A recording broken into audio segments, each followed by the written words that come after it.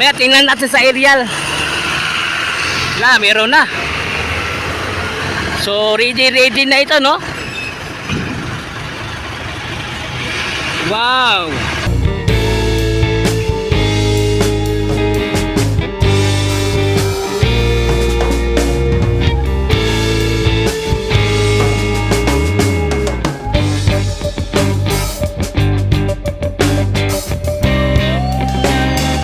Mula sa baba sa Tigato, no, ito yung patpakyat ng Kabantian. Titingnan po natin ang alignment dito patungo dito sa komunal. Kasi dito sa likod sa na ito, merong creek sa ilalim patungo doon sa may komunal road, no. Titingnan po natin kasi katabi lang po niya is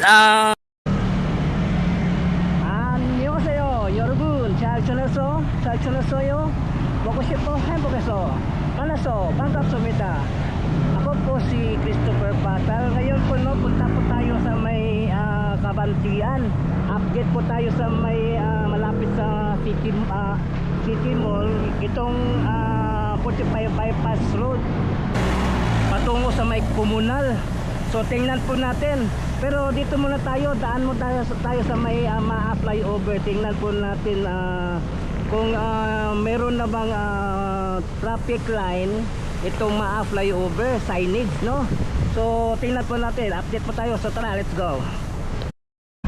So nandito tayo ngayon sa baba, no, sa flyover. So nakikita po natin ito, oh. Tingnan nyo, oh. Yan.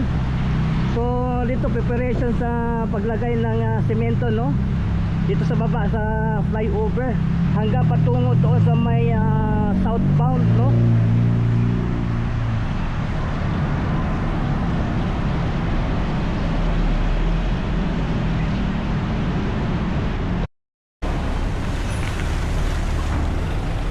So dito banda, no, sa may northbound preparation sa paglagay ng semento, no.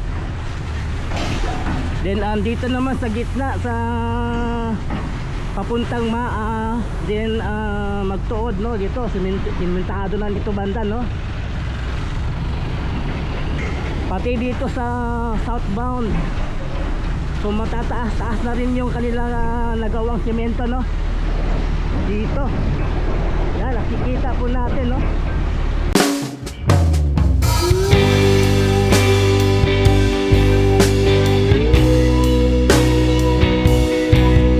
So mababa na rin pati dito sa kabila, no.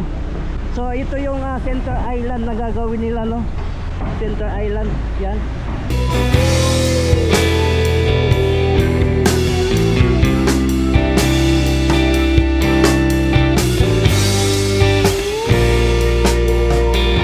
Hanggang dito yung paglalagay ng semento, kasi dito liliko na yung kalsada, kasi ito island, center island dito banda, ito ang lapad ng center island. So ito na yun, no. So tingnan po din sa taas kung may kulay na ba traffic line signage, no. So tingnan nyo ang traffic dito. So ganitong oras ng tanghali, ganito yung mabigat na traffic.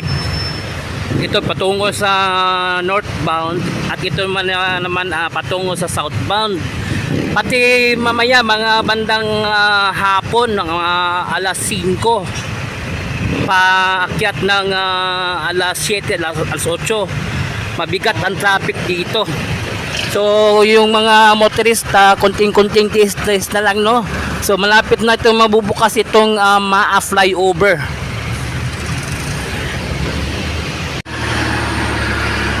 Wow, meron ng traffic line signage, no. Meron na, oh. May tingnan natin sa aerial. Meron na. So ready na ito, no. Wow.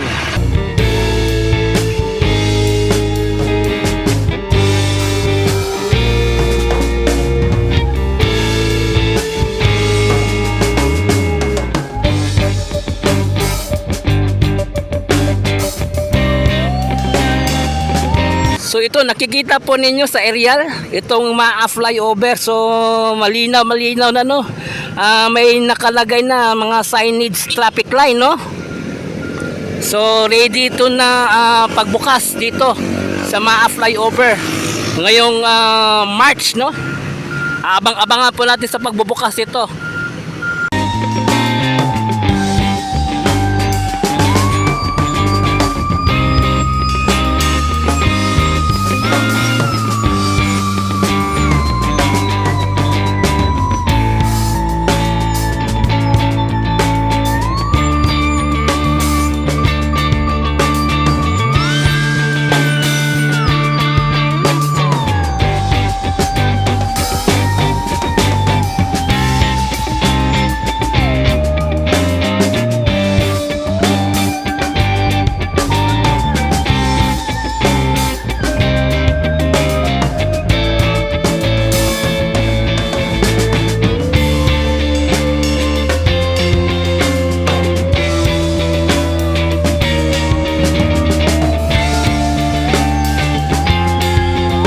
Nakita po natin yung flyover. So mission accomplished itong project no.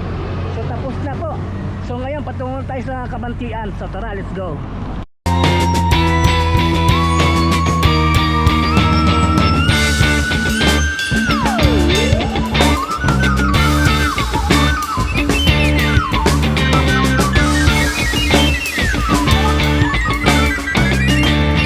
At ito naman yung leisure residence no.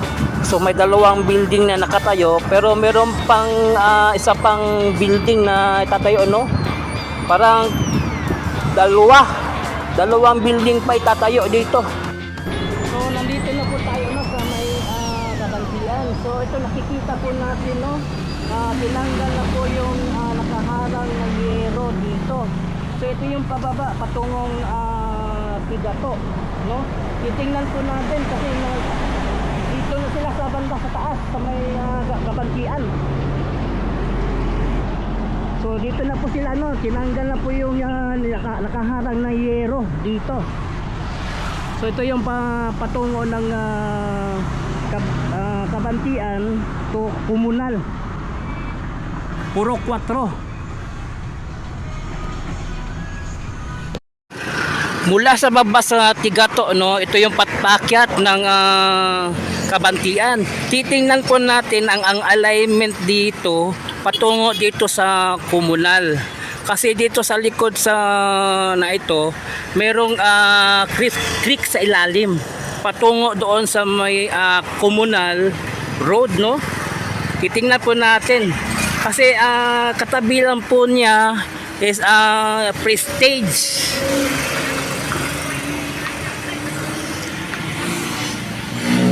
So ito po yung patungo ng Comunal. Tapos ang katabi lang nito, ito yung ginagawang terminal ng bus no dito sa may Kabantian. Tabi lang ito ng City Mall. So dito sa Kabantian, patungong Comunal no, underpass po ang gagawin dito patungo sa may Comunal. Kasi sa likod nito merong creek no, sa likod nito patungo doon sa may Prestige.